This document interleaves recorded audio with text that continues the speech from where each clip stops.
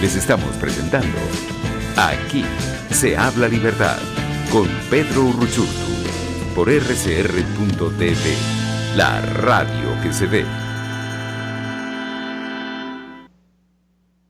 Bien, estamos de regreso en Aquí se habla libertad y en esta oportunidad le vamos a dar la bienvenida a Melquíades Pulido, que es economista, además coordinador de gestión pública de 20 Venezuela. Gracias por acompañarnos, Melquíades, bienvenido. Bueno, muchas gracias a ustedes. Buenos días, Pedro. Buenos días a toda la audiencia. Gracias, Melquíades. Igual para ti. Comenzamos con lo medular. Hablábamos hace escasos minutos con el diputado Luis Barragán sobre lo que tiene que ver con la disputa territorial de Venezuela con respecto al Esequibo y por supuesto lo que ha sido una política sistemática de entrega de la soberanía, no solo en disputas y en posiciones históricas y en controversias históricas como esta, sino también la pérdida de la soberanía intencionalmente al otorgársela a diversos grupos criminales, terroristas, todo lo que sabemos que se aglomera en Venezuela. Y eso, por supuesto, nos deja una gran radiografía en cuanto a lo que significa la pérdida de la soberanía nacional en pleno y obviamente la falta de control sobre nuestro territorio. Esto, por supuesto, si lo lleváramos al otro tema que en este momento es parte del debate de la opinión pública, que a mi modo de ver es un debate ya comprobado y agotado, pero que algunos insisten en revivir, que es el del tema electoral, y más ahora luego de que el CNE del régimen pues finalmente anunciara el día de ayer la fecha de la nueva farsa. Pareciera que algunos obvian este tema territorial, del tema de la soberanía, y pretenden decirnos entonces que independientemente de eso, e incluso sacan comunicados que parecen una carta al niño Jesús con las condiciones óptimas, en todos estos análisis y en todos estos argumentos que dicen que hay que participar en esa farsa electoral, porque hay que participar sí o sí, porque no se abandonan espacios, porque no se puede ceder lugar en el tablero, todo lo que suelen decir, ninguno de estos análisis parte por el principal hecho o la principal condición que debería tener lugar, que es la salida del régimen del poder, porque mientras siga el régimen en el poder, no hay oportunidad ninguna de que exista una elección libre en Venezuela de ningún tipo. No hay oportunidad. Melquíades, ¿qué le decimos a la gente que puede sentir hoy por culpa de estos expertos en confusión que pretenden decir que lo del 6 de diciembre es una elección? ¿Por qué no es una elección lo que va a tener lugar en Venezuela el 6 de diciembre? Bueno, primero que todo me gustaría aclarar términos para evitar confusiones. Cuando hablo de soberanía me refiero a la autoridad que posee el poder político. Cuando nos declaramos en república en 1810 y la perfeccionamos en 1821, removimos la autoridad del rey, del monarca, y la asumimos los ciudadanos. Esta autoridad se ejerce sobre un territorio mediante leyes y se accede a ella a través del sufragio. Bueno, fíjense, vamos a fijarnos que hay tres elementos básicos en esta idea: territorio, leyes y sufragio. Territorio. Más del 60% del territorio se encuentra invadido y tomado por fuerzas criminales o extranjeras. Y ya lo indicó el diputado Barragán, él hizo referencia al control del territorio, inclusive al que no está en reclamación, porque parte de ella está tomada por la FARC, por el ELN, por fuerzas extranjeras, por narcotraficantes, iraníes, cubanos, leyes. Esta invasión también ha tomado las instituciones, de manera que no existe Estado de Derecho. Y el otro elemento, sufragio. Sin Estado de Derecho no puede haber sufragio efectivo. Quizás muchos podrán votar, pero no elegir, y mucho menos ejercer la soberanía de esa elección. Entonces, bueno, ¿qué hacer? Uno se pregunta en medio de esto. Yo creo es que hemos hecho de todo. Hemos votado, hemos manifestado, hemos dialogado, pero Venezuela es un estado fallido, y también lo mencionó el diputado, y como tal no tenemos la capacidad de reconstruir el Estado de Derecho por nosotros mismos. O sea, no tenemos esa posibilidad. Yo lo comparo como una infección. Nuestro sistema inmunológico no la puede combatir solo, necesita además un antibiótico que ayude al cuerpo a suprimir. Y uno se pregunta, bueno, ¿y por qué podrían estar interesados los estados vecinos en ayudarnos? Bueno, porque creo que es contagiosa y se viene demostrando y causa estrago y mata. Venezuela pasó de ser de uno de los países más ricos de la región a uno de los más pobres. Creo que mi proyección es que a final de este año estaremos hablando de $1.800 por persona por año. Eso es menos que el ingreso per cápita de los nicaragüenses. Y uno dice, bueno, ¿y se ha alertado? Yo creo que sí. Desde por lo menos el año pasado se viene hablando de viva voz el tema del Foro de Sao Paulo. Pero ahora se empiezan a sentir los síntomas en otros cuerpos. Y nos toca seguir insistiendo. Por cierto, no se trata, como ha dicho más de uno, de sentarnos a esperar que nos rescaten. A los extranjeros que lo piensan hay que aclararles, hay que explicarles que no es el caso. Pero a los de boca de un venezolano, yo en mi opinión considero que es una burla inaceptable. Es burlarse de 5 millones de desplazados venezolanos, de miles de asesinados, de presos políticos y de millones que hemos salido a manifestar. Y sobre todo los que lo siguen haciendo todos los días. El año pasado hubo más de 3.000 manifestaciones y este año van más de 1.500 manifestaciones a pesar de la pandemia. O sea que no somos una ciudadanía entregada, todo lo contrario, es una ciudadanía activa que necesita ayuda por cuanto se ha dicho repetidas veces, solo no podemos. Y solo no significa que vengan a hacerlo, es que nosotros seguimos activados y necesitamos ayuda porque esto no es un problema interno solamente. Así es, Melquiades. Ahora, yo estoy de acuerdo con tu planteamiento. Sin embargo, vayámonos al denominado G4, que el G4, digamos, se ha asumido a sí mismo como la autoridad moral de la política venezolana en función de una foto del año 2015 con la que han pretendido imponerse y chantajear, asumiéndose como la representación de la mayoría de los venezolanos. Hemos visto en los últimos días cómo, a pesar de que el régimen ha ido de manera directa y frontal, ya lo había hecho con otros y ha sido una política recurrente y sistemática, pero en los últimos días ha arrebatado partidos políticos, ha ido contra esos partidos y amenaza en ir contra otros. Sin embargo, aún frente a esa arremetida, aún frente al nombramiento de un CNE espurio, aún frente al desconocimiento de un TSJ que sabemos que es ilegítimo, aún frente a todo lo evidente que no requeriría más prueba, porque además siempre hay alguno que dice que hay que participar porque hay que demostrar que el régimen hace fraude, como si 22 años no fueran suficientes para saber de lo que es capaz este régimen. Sin embargo, insisten en un discurso, en un momento de discursivo como este, en un momento en el que se supone que frente a un planteamiento de cohabitación y un planteamiento de clara intención del régimen de permanecer en el poder con ayuda de una falsa oposición, en lugar de diferenciarse y asumir una postura de más fuerza, el G4 lo único que dice públicamente es que hay que luchar por condiciones electorales. Es decir, implícitamente nos dice que ellos no renuncian a la posibilidad de que ese proceso de diciembre, o si no es en diciembre es en otro momento, pueda ser un proceso realmente limpio. Es decir, ellos apuestan a seguir insistiendo en que lo que hay que lograr son condiciones electorales que al final prácticamente lo terminan haciendo como pidiéndoselo al régimen. Es decir, es como siempre, igual que cuando piden que vamos al gobierno de emergencia nacional, vamos a gobernar con ellos, vamos a buscar el quiebre para que grupos de ellos gobiernen con nosotros. Es decir, es la permanente apología a una situación que por la naturaleza del régimen, que es criminal y que no es política, jamás va a ocurrir como ellos quieren. Más bien el régimen va a utilizar todo esto para precisamente ir contra toda forma de disidencia o de oposición.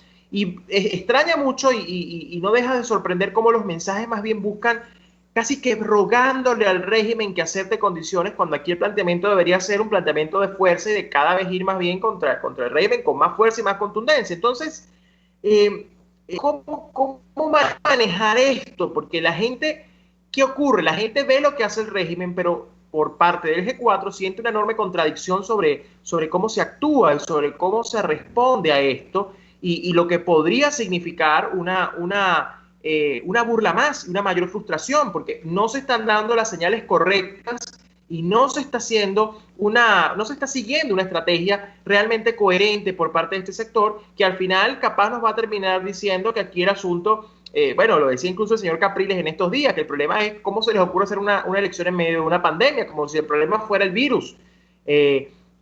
¿Cómo hace la gente para lidiar con esto frente a una posición tan contradictoria por parte de quienes se abrogan a sí mismos como los representantes del país? Bueno, primero que todo, el G4 ya no existe. Ya es algo diferente, por cuanto de su seno salió una parte importante que conformó lo que se dice en algo común, la mesita. Pero también salió una fracción clave, o sea que si salió de su seno ya no es lo mismo. Ese grupo creo que tuvo por lo menos la valentía, no sé si llamarlo así, de decir: nosotros proponemos esto, ir a elecciones sin importar las condiciones. Y yo considero que hay que ser valiente para decir semejante cosa. Pero lo que queda del G4 empezó a señalarlos como diciendo: eso es ilegal, eso es venderse, es una cantidad de cosas, ahí está el alacrán que ha venido picando. Entonces, yo lo que me pregunto, ese es algo que se quedó sin agenda, o por lo menos yo no lo he oído. Entonces, lo que he oído es una confusión de que asoman algo de un gobierno de emergencia nacional, se asoman algo también sobre una supuesta participación electoral, y se asoma algo también de no ir a votar. Entonces, yo personalmente, yo hasta ahora no veo y no encuentro la agenda. Pero aquellos que dicen que deben participar, o hay que luchar por condiciones, yo me pregunto, ¿qué pasó con el estatuto? El estatuto que estuvimos oyéndolo por más de un año, que tiene unos pasos, 1, 2, 3, y uno de los requerimientos que se dijo desde el principio, era el cese de la usurpación como condición necesaria para poder tener un sufragio efectivo, cosa que también todos los venezolanos compartimos y aceptamos. De repente, de la noche a la mañana, no se habla de eso, de esa condición, y tampoco hay una explicación. Primero, tendría que haber, por lo menos, ese estatuto es un acuerdo ley, una discusión donde se lleva a cabo en la misma asamblea donde que votó a favor del estatuto para la transición, que diga ahora cuál es la nueva propuesta y por qué no. Y tendría que explicar cómo yo llego de un sufragio sin fin de la usurpación a cómo llego a unas elecciones y una liberación de Venezuela. Entonces, yo creo que más que respuesta, lo que le tenemos a ese G algo que queda son una serie de preguntas que antes de hablar de nada que tienen que ser respondidas. Totalmente, Melquiades. Ahora, ¿tú crees que este esquema que se está dando de partidos cooptados, partidos arrebatados, por otro lado de farsa electoral y por otro lado, digamos, de quienes, como dices tú, se han quedado sin agenda porque el propio régimen se las arrebató y probablemente muchos de ellos a regañadientes dijeron que no participarían por un tema de costo político, al menos públicamente? Eso no quiere decir que de forma privada no busquen la manera de beneficiarse con una jugada de ese estilo. Esto pareciera que podría generar en cualquier momento la oportunidad para una nueva farsa de diálogo también, que ponga esto nuevamente en un debate estéril sobre la posibilidad de lograr un determinado acuerdo. Es decir, pareciera que esta amenaza siempre está ahí latente, ¿no? Y muchos dirán que es el momento propicio para un diálogo, precisamente para buscar conciliar ese discurso electoralista en función de unas mínimas condiciones, que al final nadie entiende qué es eso de mínimas condiciones, porque se supone que la principal y única condición es la salida del régimen para que un proceso realmente tenga legitimidad, y eso pareciera que algunos no logran entender, ¿no? Mira, primero con respecto a los partidos, ¿para qué te sirve un partido si tú no vas a ir a elecciones? Entonces continúan la falta de coherencia y contradicciones. Entonces, que tal partido se dividió, que salió una parte, por favor, ¿qué me importa una tarjeta si esa no es la ruta escogida? Y si es la ruta escogida, bueno, a través de qué condiciones y por qué yo tengo que aceptar condiciones mínimas. O sea, ese se debería ser una de las tantas preguntas que por hacer. La otra cosa que creo que es importante es diálogos. Bueno, este sería, no sé cuál número, pero van más de 10 diálogos, 11, 12. Entonces, ¿diálogos de qué y para qué? Entonces, aquí se tergiversa las declaraciones de otros sectores que son llamados radicales, es porque dicen, que ustedes no quieren elecciones. Claro que el fin último del ejercicio de la soberanía es elegir, no es votar, es elegir, es ir a unas elecciones, pero en unas elecciones que no sean una farsa, que todo lo contrario le laven la cara a una situación, a un régimen que a todas luces no es democrático. No. Ahora, ir a elecciones no convalida a ese CNE, y al convalidar a ese CNE y haber una aceptación, no estoy aceptando también al TSJ que lo designó. Ahora, ¿cuál es el mensaje que le estamos dando a la comunidad internacional? Por un lado, ayúdenme, y por otro lado, oye, me estoy entendiendo. Y yo lo he puesto en otras oportunidades. Es como una familia donde el señor le cae golpes y a la mujer, a los hijos no le da comida, y cualquiera diría, bueno, pero eso es un problema doméstico. Bueno, sí, podría ser doméstico hasta el punto donde ya ese señor vende drogas, ese señor tiene actividades criminales fuera de su casa, entonces ya pasa a ser un problema de la comunidad. Y los hijos de ese señor me vienen a tocar en la puerta para pedirme comida, como es el caso de esos 5 millones de venezolanos, y me abarrotan mi servicio público. Entonces ya eso no es un problema doméstico, pero confunde cuando esa señora y esos hijos salen a dialogar, a salir a un paseo juntos. Y dice, bueno, pero eso confunde. Y confunde más cuando vas a una fiesta electoral.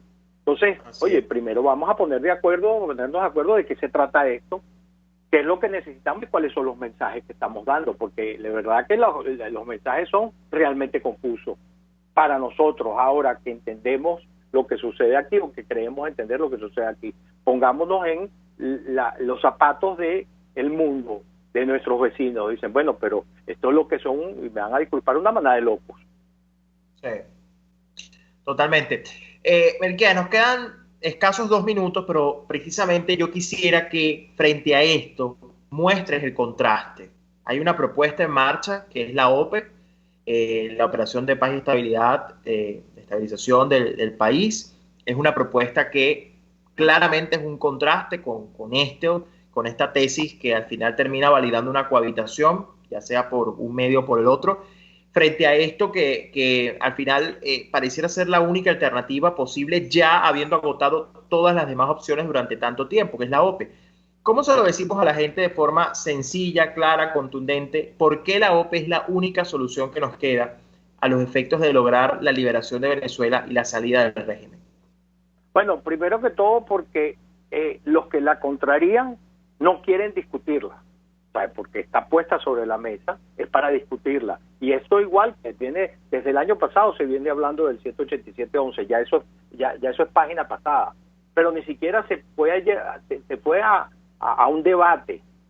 Pero mira, yo creo que es un error gravísimo del sector político subestimar la inteligencia de la ciudadanía. La ciudadanía cada día se está dando más cuenta y es mucho más crítica y tiene mucha más información, lamentablemente no a través de los canales normales, a través de las redes, a través de la Radio Bemba, pero sorprende cuando mucha gente uno se da cuenta que tiene muchísima más claridad de lo que muchos de los líderes políticos le quieren otorgar. O sea, que esto es un proceso que está sobre la mesa, que va a ser discutido, que está siendo discutido, y yo creo que cada día más nos está cayendo la locha de que no tenemos muchas alternativas, y si decimos que es un Estado fallido, evidentemente la conclusión lógica es que solo no podemos.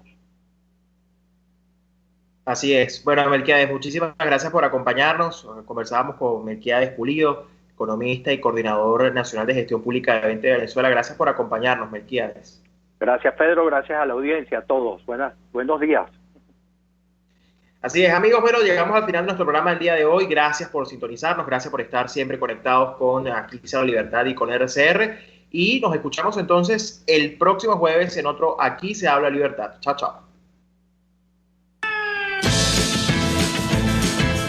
RCR presentó Aquí se habla libertad con Pedro Urruchurtu.